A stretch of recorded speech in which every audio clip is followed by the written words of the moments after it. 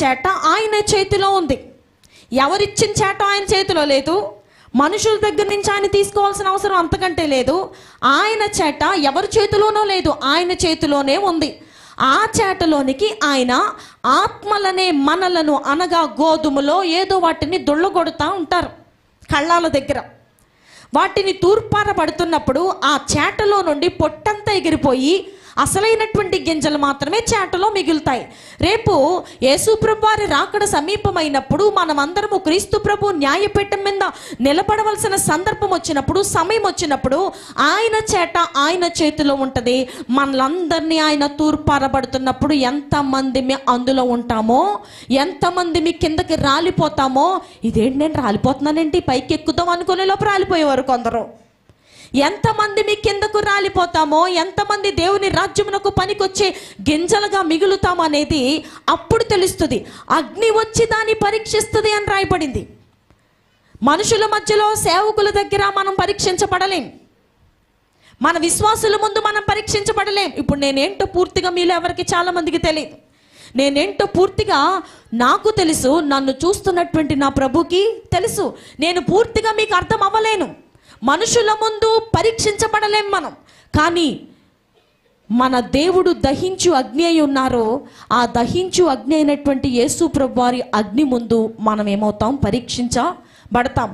ఒక దినమున పరీక్షించబడుతున్నప్పుడు, నీ క్రియలు పరీక్షించబడుతున్నప్పుడు, నీ మార్గములు పరీక్షించబడుతున్నప్పుడు, నీ పల్లమైనటువంటి మార్గము, నీ కరుకైనటువంటి మార్గము, వంకరి మార్గము సరి చేసుకోకుండా అదే మనసుతో అక్కడికి వెళ్ళి నిలబడితే అగ్ని వచ్చి టెస్ట్ చేస్తూ ఉంటుంది, అగ్ని వచ్చి పరీక్షిస్తూ ఉంటుంది.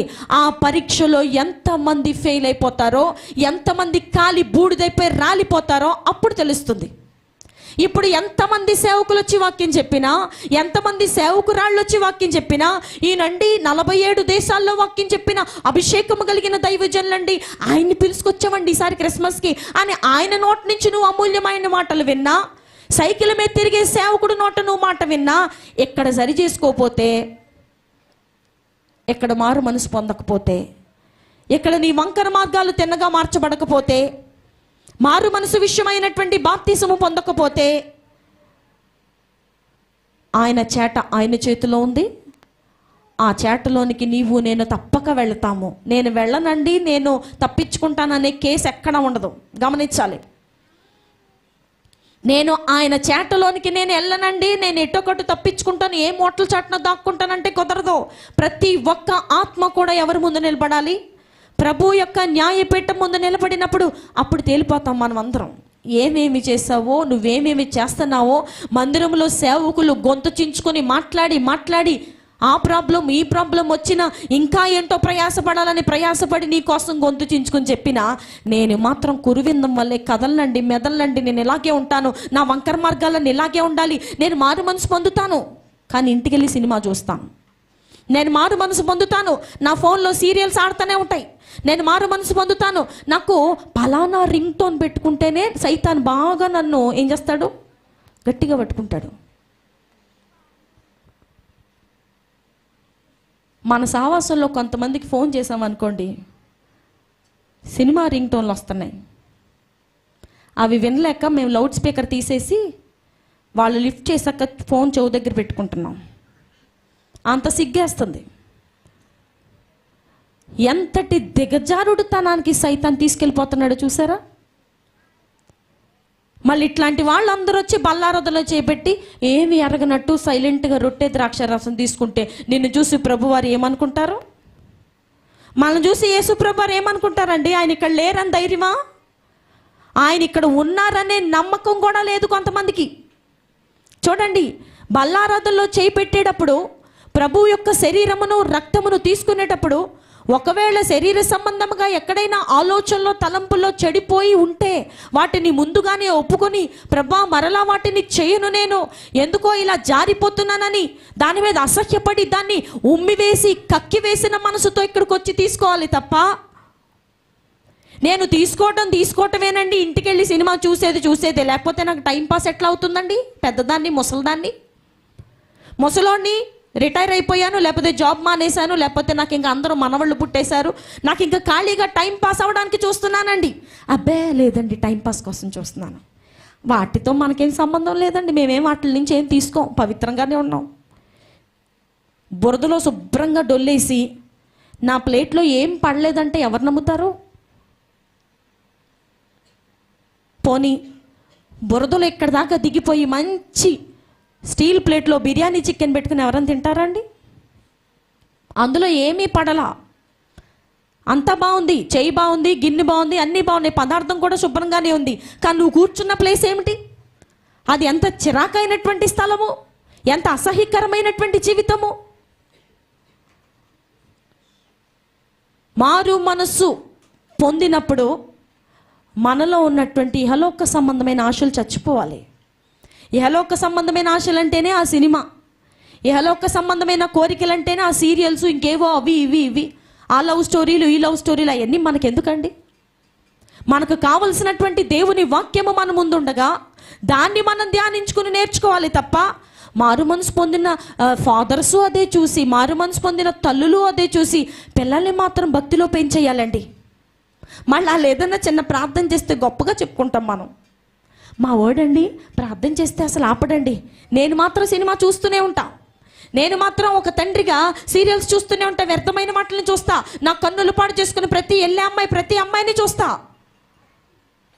నా కళ్ళు వంకర కళ్ళు, బండి నడుపుతానే ఉంటా, నా కళ్ళన్నీ ఏ అమ్మాయిలు వెళ్తున్నారా, ఏ అమ్మాయిలు వస్తున్నారా, అందరినీ చూడాలి, అర్జెంటుగా చూసి నా హృదయంలో తృప్తి పడాలి. భలే ఉంది కదా, భలే ఉన్నాడు కదా అని అనుకోవాలి. మా పిల్లలు మాత్రం మంచి భక్తి చేయాలండి, మంచి భక్తి కలిగిన పిల్లలకే వివాహం చేస్తామండి. 3 పూట్ల ప్రార్థన చేసే అబ్బాయిని తీసుకురండి. మనం చేసేదానికి మనం వెతికేదానికి ఎక్కడ మ్యాచ్ అవ్వట్లేదండి. ఈ రోజున క్రైస్తవుల్లో ఎంత పొరపడుతున్నారంటే, ఇలాగా తల్లిగా నువ్వు సినిమాని జయించలేవు, తండ్రిగా నువ్వు సినిమాని జయించలేవు, ఒక చూపుని జయించలేవు, ఒక ఆలోచన జయించలేవు. పిల్లలకు మాత్రం మంచి సంబంధాలు రావాలి, పిల్లలు మాత్రం మంచిగా. వాళ్ళు అసలు ఫోనే ఇవ్వవండి, మేము వాళ్ళకి ఫోన్ ఇవ్వమండి. అసలు మీ పిల్లలు ఫోన్ చూస్తున్నారా? చాలా చెడిపోతారు. మా పిల్లలకి అసలు మేము ఫోనే ఇవ్వం. నేను మాత్రం ట్రైన్లో వెళ్ళేటప్పుడు, బండిలో వెళ్ళేటప్పుడు, అటు వెళ్ళేటప్పుడు మాత్రం నేను మాత్రం సినిమాలు చూస్తూనే ఉంటానండి. ఇంకా నా ఫింగర్ ఎప్పుడు స్క్రోల్ చేయటమే. ఎవరో వేసిన వేషాలన్నీ తీసుకొచ్చి వాడు షార్ట్ రూపంలో పెడతాడు, అందులో వాడు వేసిన వేషం, ఈ అమ్మాయి వేసిన వేషం అన్నీ చూసుకుంటూ పోతా. నా పిల్లలకు మాత్రం ఫోన్ ఇవ్వను, వాళ్ళు మాత్రం సూపర్ భక్తిలో పెంచేస్తాను. ఇది ఒక రకమైన అపోహో తెలీదు, అమాయకమో తెలీదు, సైతాను శోధనో తెలీదు, వారికి వారే తెచ్చుకుంటున్నటువంటి శ్రమో తెలీదు. అన్నీ తెలిసినట్టు మాట్లాడతాం మనం. అసలైనటువంటి మారు మనసు ఇంట్లో తల్లిదండ్రుల దగ్గర ప్రారంభించబడాలి. మనం చేయటం మానేసి మన పిల్లల్ని భక్తిలో పెంచేస్తాను అంటే, మన పిల్లల్ని మీరు ప్రార్థనకి వెళ్ళండి రా, లేకపోతే మీరు ప్రార్థనకి వెళ్ళండి, మీరు పరిచర్య చేయండి అంటే, ముందు తల్లి దగ్గర తండ్రి దగ్గర ఉన్న వంకర మార్గం తిన్నగా చేయబడాలి. వారిలో ఉన్నటువంటి కరుకు మార్గము నునుపుగా చేయబడాలి. వివాహం అయిన తర్వాత కూడా వేరే స్త్రీల మీద ఆలోచన మెత్తగా చేయబడాలి. ఆ కరుకుతనాన్ని దేవుడి దగ్గర తీసుకొచ్చినప్పుడు అది సమముగా చేయబడాలి.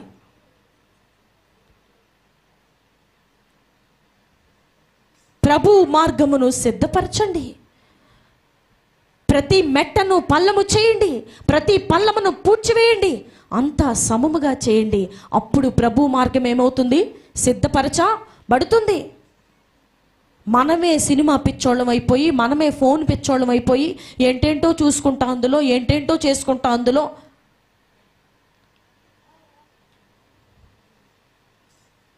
జయించేవారిగా ఈ నూతన సంవత్సరంలో ఉండాలని దేవుని యొక్క ప్రేమ.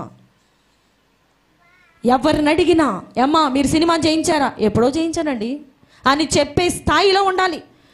టైం పాస్ అవ్వట్లేదు, లేకపోతే ఇంకేదో సమయం ఎక్కువగా ఉంది మాకు అని చెప్పి టీవీల ముందు సమయాన్ని గడిపే స్త్రీలారా, సినిమాల ముందు సీరియల్స్ ముందు గడిపే స్త్రీలారా, మీ యొక్క కుటుంబాలకు, మీ యొక్క గడపలకు అపవాది చిచ్చు పెట్టబోతున్నాడు. అపవాది మీ కుటుంబాన్ని స్వాధీనము చేసుకోబోతున్నాడు. పురుషులారా, ఫోన్ చేతిలో ఉంది, నా భార్య నా దగ్గర లేరు, నా ఇష్టం వచ్చిన వాటన్నిటిని నేను చూడొచ్చు, వ్యర్థమైనటువంటి వాటన్నిటిని, శరీర సంబంధమైన పిచ్చాపాటిని నేను చూడకూడని దృశ్యాలన్నీ చూడొచ్చు.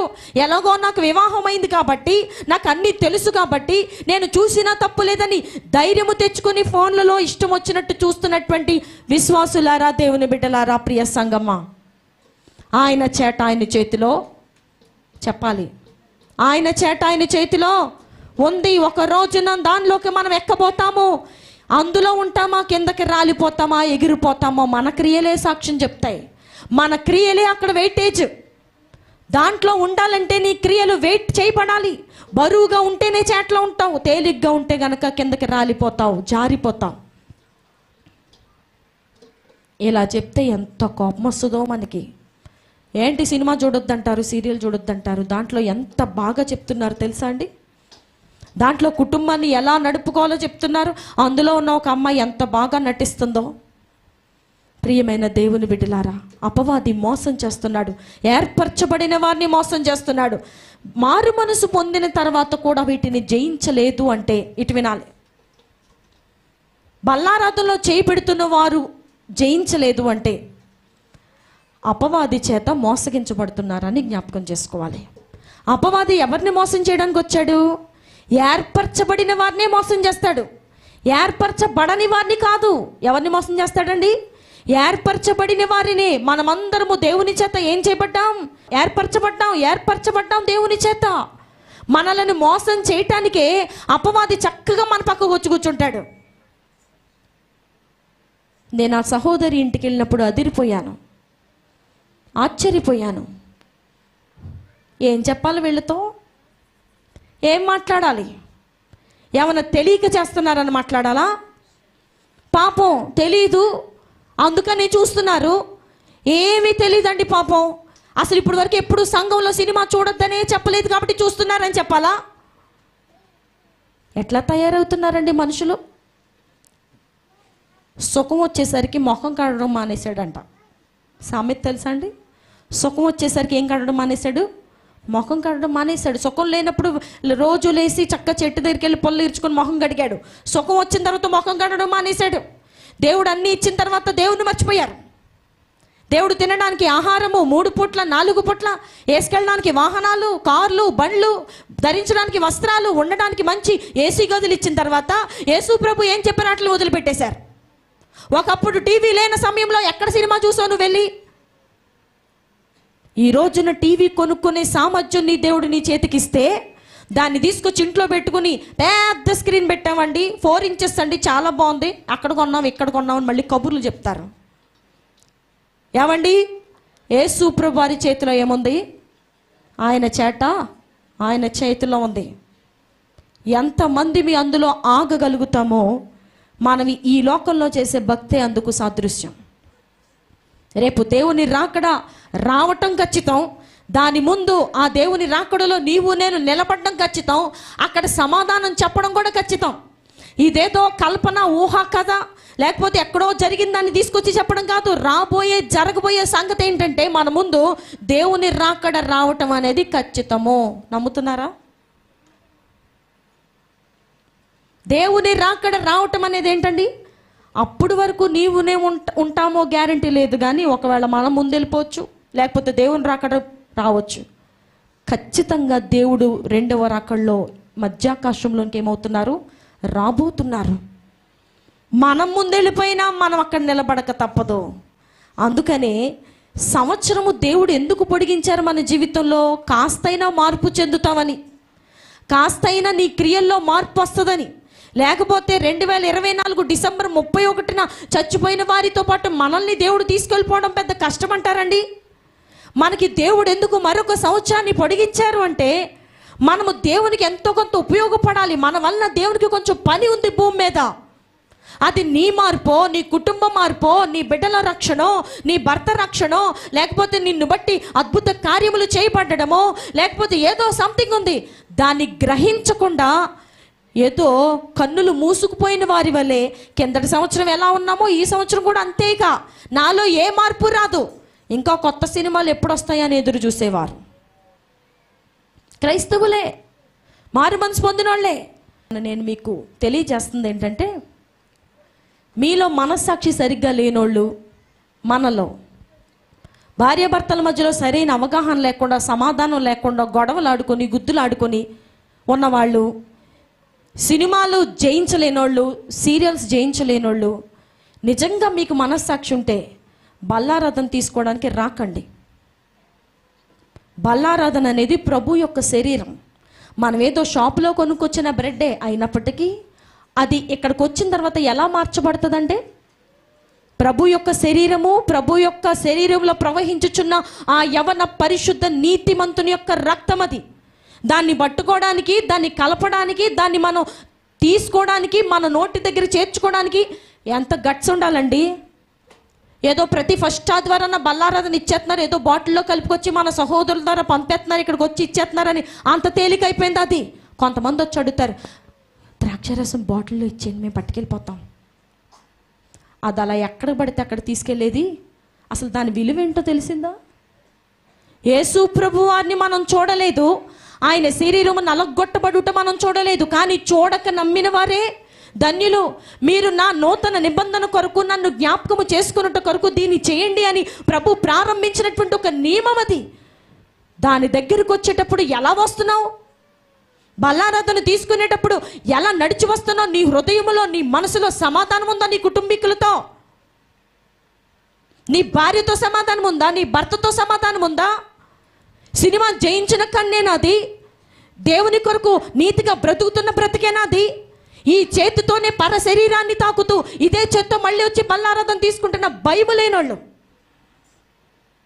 భయం ఉందండి వీళ్ళకి? అస్సలు భయం లేదు. రకరకాలైన చెత్తంతా ఇదే చేత్తో చూస్తావు, మళ్ళీ అదే చేత్తో వచ్చి ఏమీ తెలియనట్టు వినయ విధేయతలు ప్రదర్శించి అక్కడి నుంచో తీసుకెళ్తావు. భయం ఉండాలి మనకి. ఈ నూతన సంవత్సరంలో నీ ఇష్టం వచ్చినట్టు లోకంలో జీవిస్తున్నావు. నీ భర్త కాకుండా మరొక పురుషుడితో జీవిస్తున్నావు, నీ భార్య కాకుండా మరొక స్త్రీతో జీవిస్తున్నావు. ఇక్కడికి వచ్చి బల్లారాధన తీసుకుంటావా? భయం లేదు.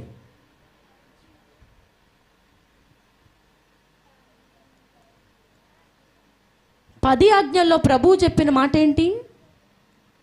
వచ్చండి 10 ఆజ్ఞలు. నీ పొరుగువారి ఇల్లునైనను, నీ పొరుగువారి భార్యనైనను, దాసినైనను, దాసునైనను, అతని ఎద్దునైనను, గొర్రెనైను దేనిని ఏం చేయకూడదు. మరి ఆశపడుతూ కూడా ఇక్కడికి వచ్చి బల్లారాధన తీసుకుంటే ఇప్పుడు దేవుని ఆజ్ఞను మనం నెరవేర్చినట్ట? ఆజ్ఞాతిక్రమమే చెప్పాలందరూ. ఆజ్ఞను అతిక్రమించడమే. మరి పాపం చేస్తూ కూడా పని చేయొచ్చా?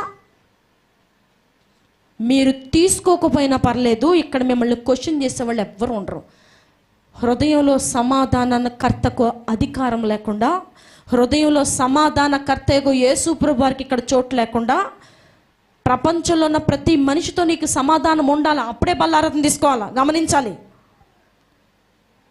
ఏం చెప్పట్లేదు కాబట్టి అందరూ వచ్చి తీసేసుకుంటున్నావు కాదు. సమాధాన పడు ముందు. దేవుడు ఏం చెప్పారు? మర్చిపోయారా? నువ్వు బలిపీఠం మీద అర్పణ అర్పిస్తున్నప్పుడు ఒకవేళ ఆ అర్పణ అర్పించే సమయంలో నీ సహోదరునితో నీకు ఒకవేళ భేదం ఉండి, నీకు తన మీద ఉన్నా తనకి నీ మీద ఉన్నా, అర్జెంటుగా ఆ అర్పణ అక్కడ వదిలిపెట్టేసి వెళ్ళి ఏం చేయి? క్షమాపణ అడిగి సమాధాన పడి, మీరిద్దరూ చక్కగా సమాధాన పడి అప్పుడు వచ్చి బలి అర్పించు, దాన్ని అక్కడ వదిలిపెట్టే అన్నారు. అంటే దీని అర్థము బల్లారాధన తీసుకునేటప్పుడు ఎంత పవిత్రమైన హృదయంతో తీసుకోవాలి.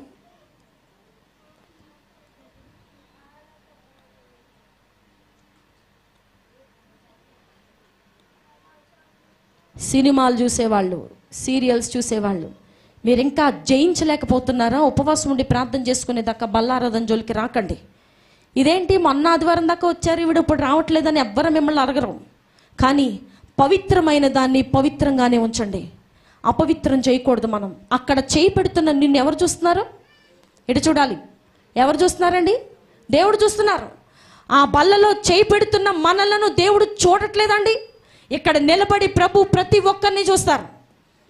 భయం ఉండాలి మనలో, మన హృదయంలో భయం ఉండాలి. నేను బల్లారాధన తీసుకుంటున్నానంటే పశ్చాత్తాపపడి తీసుకుంటున్నానా? అవును, మనుషులుగా ఉన్నాం. కొన్నిసార్లు ఎవరి మీద ఆయాసపడిపోతాం. గమ్మున భర్త మీదో, భార్య మీదో, తల్లిదండ్రుల మీదో, అత్తగారి మీద ఆయాసపడతాం. వాటిని ఈ సమయం అంతట్లో ఏం చేయాలి? ప్రభా, నేను అలాగా ఆయాసపడ్డం తప్పు, నేను దాన్ని సరి చేసుకుంటున్నాను, పశ్చాత్తాపడుతున్నానని ప్రభు సన్నిధిలో దాన్ని విడిచిపెట్టి తర్వాత చేంజ్ అలా పని.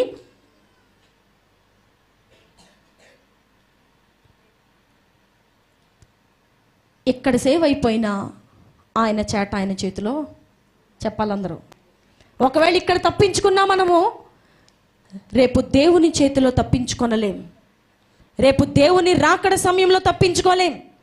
ఏంటో ధైర్యంగా కూర్చుంటారు కొంతమంది, ఏం పర్వాలేదు ఎంతో భరోసా కలిగిన వారుగా కూర్చుంటారు. నీ ఆత్మకు ఉత్తరవాదివి నువ్వే, మన ఆత్మకు ఉత్తరవాదులు మనమేనా పక్కోళ్ళు ఎవరని చెప్తారా మన కోసం? మన ఆత్మకు ఉత్తరవాదులు మనమే. మనం ఏమేం చేసాం వాటన్నిటిని చెప్పవలసింది మనమే. ఎవరెవరిని ఎంత చిన్న చూపు చూసావో, సంఘాన్ని, సేవకుల్ని, తోటి విశ్వాసుల్ని ఎంత చిన్నగా చూసావో, దేవుణ్ణి ఎంత చిన్న చూపు చూసావో, దేవుని క్రియలను, కార్యములను, పరిచర్యను ఎంత చిన్న చూపు చూసావో, సంఘానికి వస్తున్నటువంటి పేదవారిని ఎంత చిన్న చూపు చూసావో, అసహించుకున్నావో, సంఘములో ఏదైనా నీ కులంగా పక్క కులం వారిని ఎవరైనా చేతరించుకున్నావో, తృణీకరించావో, వాటన్నిటికీ ఆన్సర్ చెప్పాల్సింది నువ్వే, మనమే. మన కోసం పక్కోళ్ళు ఎవ్వరు చేంజారండి, ఆన్సర్ వేరే వాళ్ళు చెప్పడానికి లేదు అక్కడ. కాబట్టి నూతన సంవత్సరంలో ప్రవేశించాం. మొట్టమొదటి ఆదివారంలోనికి దేవుడు మనల్ని తీసుకొచ్చారు. మరలా జీవితమే బ్రతుకే మనకు కాకుండా దేవుడు మనతో మాట్లాడిన మేరకు, ఇందాకడ దాకా అంజూరపు చెట్టు గురించి విన్నాం, దాని ద్వారా దేవుడు మనతో ఏం మాట్లాడారో, ఏమి సరి చేసుకోవాలో సరి చేసుకుని, ఇప్పుడు ఈ వాక్యం ద్వారా మారు మనస్సు పొందడం అంటే ఏమిటో, ఏమేమి పూడ్చుకోవాలో, ఏమేమి లోతు చేయాలో, ఏమేమి ఎత్తు చేయాలో మనకి బాగా తెలుసు. నీ హృదయం ఎలాంటిదో, నీ మనస్సాక్షి ఎలా ఉందో, వాత వేయబడి ఉందా, అది బ్రతికే ఉందా? కొంతమందికి మనస్సాక్షి బ్రతికి ఉండదు, చచ్చిపోద్ది. మనస్సాక్షి 3 రకాలుగా పనిచేస్తుంది. ఒకటి బ్రతికి ఉన్న మనస్సాక్షి, రెండవది చచ్చిపోయిన మనస్సాక్షి, మూడవది వాత వేయబడిన మనస్సాక్షి. ఈ 3 రకాల మనస్సాక్షులతో మనుషులు మెలుగుతూ ఉంటారు. కొంతమందిలో మనస్సాక్షి బ్రతికి ఉంటుంది, అంటే చిన్న లోపము జరుగుతున్న వెంటనే వారికి ఒక షాక్ కొట్టినట్టు అవుద్ది అనమాట. అంటే మనస్సాక్షి వెంటనే దాన్ని ఏం చేస్తుంది, పసిగట్టేస్తుంది.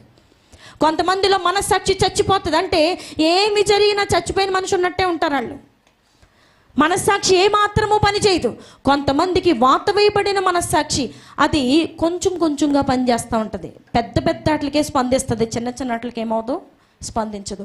ఈ నూతన సంవత్సరంలో మన జీవితాల్లో మారు మనసు విషయమైనటువంటి పశ్చాత్తాపము, బాప్తిసము పొందుదుముగాక. ఆమేన్.